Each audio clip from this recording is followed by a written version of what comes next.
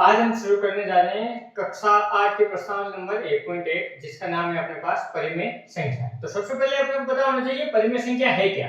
तो परिमेय संख्या वह संख्या जिसे p by q के फॉर्म में लिखा जा सकता है तथा p और q क्या हुआ है पूर्णांक। तो पूर्णांक संख्या होनी चाहिए और q कभी भी जीरो नहीं होना चाहिए। अगर q जीरो हो गया तो इसका मान इनफाइनाइट आ जाएगा, इनफाइनाइट की कोई वैल्यू नहीं होगी, तो उसे अपन क्या बोलते हैं परिमेय संख्या। तो देखिए p by q की फॉर्म में लिख दिया, q को नॉट इक्वल टू 0 बताया। जैसे देखिए -2/7 -3/8। तो p और q को अपन ने क्या बताया पूर्णांक। अब पूर्णांक क्या है, तो पूर्णांक से पहले अपने को पता होना चाहिए प्राकृत संख्या क्या है, पूर्ण संख्या क्या है, पूर्णांक संख्या क्या है। तो प्राकृत संख्या वह होती है जो 1 से शुरू होकर इनफाइनाइट तक जाती है, उसे अपन क्या बोलते हैं प्राकृत संख्या बोलते हैं। तो देखिए प्राकृत संख्या 1 से शुरू होकर अनंत तक चलती है, उन्हें प्राकृत संख्या कहते हैं। अब प्राकृत संख्या में अगर एक जीरो जुड़ जाए तो वो क्या हो जाती है पूर्ण संख्या। तो अपन क्या बताएंगे पूर्ण संख्या 0 से शुरू होकर इनफाइनाइट तक चलेगी, तो सारी प्राकृत संख्या पूर्ण संख्याओं में आ जाएगी, तो वो हो गई पूर्ण संख्या। अब पूर्णांक संख्या माइनस इनफाइनाइट से माइनस की संख्या भी आएगी, जीरो भी आएगा और प्लस की संख्या भी आएगी, पर होनी चाहिए पूरी संख्या पूर्ण संख्या होनी चाहिए, तो वो क्या होती है पूर्णांक संख्या। तो अपन ने यहाँ पर p और q को पूर्णांक बता दिया, परंतु स्पेशल कंडीशन दे दी है q नॉट इक्वल टू 0। अगर q 0 हुआ तो ये क्या हो जाएगा p/0। p/0 मतलब किसी भी संख्या में 0 को भाग देते हैं तो उसका मान आता है इनफाइनाइट, और इनफाइनाइट की कोई वैल्यू नहीं होती। अब देखिए अब अपने इस अध्याय के अंदर गुणन के अंतर्गत नियम दिए गए हैं। तो गुणन के अंतर्गत अपने पास 4 नियम है। एक है अपने क्रम विनिमयता का नियम। क्रम विनिमयता का नियम का मतलब है कि अगर अपन क्रम चेंज कर दें दो संख्याओं को आपस में मल्टीप्लाई करें, उनका क्रम चेंज कर दें तो उसका आंसर में कोई फर्क नहीं पड़ेगा। जैसे देखिए a गुणा b बराबर होता है b गुणा a के। जैसे मैंने लिया 2 गुणा 3, इसका मान भी कितना होता है 6, और 3 गुणा 2 ले तो भी कितना मान आएगा 6। तो ये तो हो गया क्रम विनिमयता का नियम।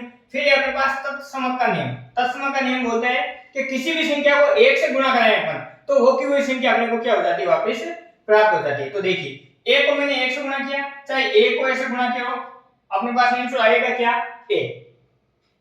देखिए 5 को 1 से गुणा किया, चाहे a को 5 से गुणा किया, तो आंसर वापस क्या आया 5 का 5।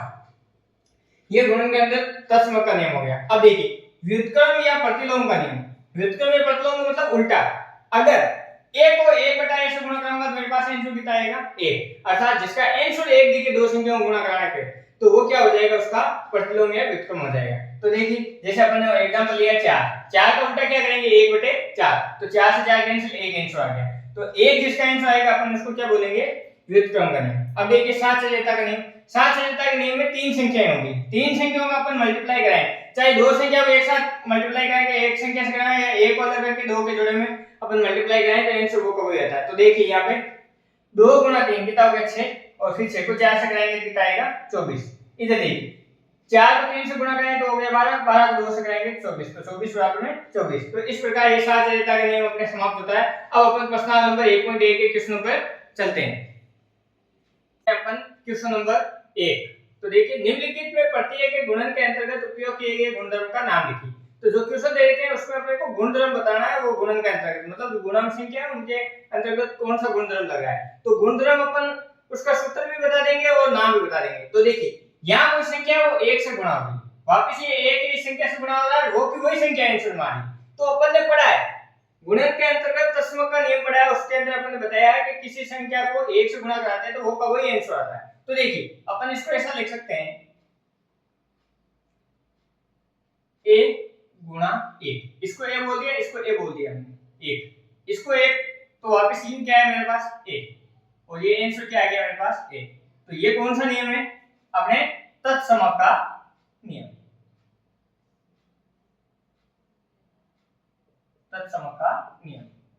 उसके साथ साथ दो संख्याओं का गुणनफल है, पहले लिखा गया -13/17 गुणा -2/7, वापस -2/7 आगे आ गए और ये -13/17 पीछे चले गए। तो कहने का अर्थ है कि दो संख्याएं मल्टीप्लाई में चाहे इनको सीधा गुणा करो चाहे उल्टा गुणा करो, चाहे a गुणा b करो चाहे b गुणा a करो, तो ये वाला जो नियम होता है वो अपना कौन सा नियम होता है क्रम विनिमयता का नियम, अर्थात क्रम चेंज करके भी अपन आंसर निकालें तो आंसर वो का वही आएगा। तो ये क्या हो गया अपना क्रम विनिमयता का नियम। अब देखिए अंतिम क्वेश्चन -19/29 गुणा 19 बटा -19, तो देखिए 19 से 19 कैंसिल, 29 से 29 कैंसिल, आंसर क्या आया 1। जिसका भी आंसर अपने को पीछे 1 दिखेगा तो वो क्या होगा, अपने प्रतिलोम का नियम होगा। कहने का मतलब इसको मैं अगर a बोलूं तो ये इसको उल्टा करने में प्राप्त होगा। कहने का मतलब क्या है 1/a और इसका आंसर क्या आ रहा है 1। तो ये कौन सा नियम हो जाएगा, व्युत्क्रम या प्रतिलोम का नियम, व्युत्क्रम ऑब्लिक प्रतिलोम का नियम। तो इस नियम के अंतर्गत अपना ये क्वेश्चन नंबर जो 1 है वो समाप्त हो जाता है। अब देखिए दूसरा क्वेश्चन, बताइए कौन से गुणधर्म की सहायता से आप तीन संख्याओं का गुणा देखा है इसको इस रूप में बदल सकते हैं क्या। तो अपन ने एक सूत्र पढ़ा है a गुणा b गुणा c, वो बराबर होता है a गुणा b गुणा c। चाहे अपन पहले दो संख्याओं को मल्टीप्लाई करा के तीसरे से करें, चाहे शुरुआत की पहली दो संख्याओं को गुणा करा के तीसरे से करवाएं, आंसर होगा वही आता। तो इसको देखो सरल करके बता देते हैं। ये होता है साचर्यता का नियम, तो अपन बता देंगे साचर्यता के नियम के अनुसार ये हो रहा है।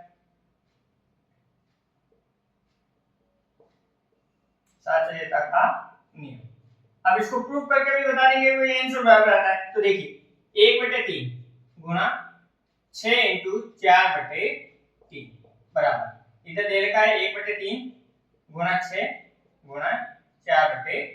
तो देखिए 1/3 तो जैसा है वैसा रहेगा, पहले ब्रैकेट सोल्व होगा। तो देखिए 6 को 4 से गुणा करें तो 24/3।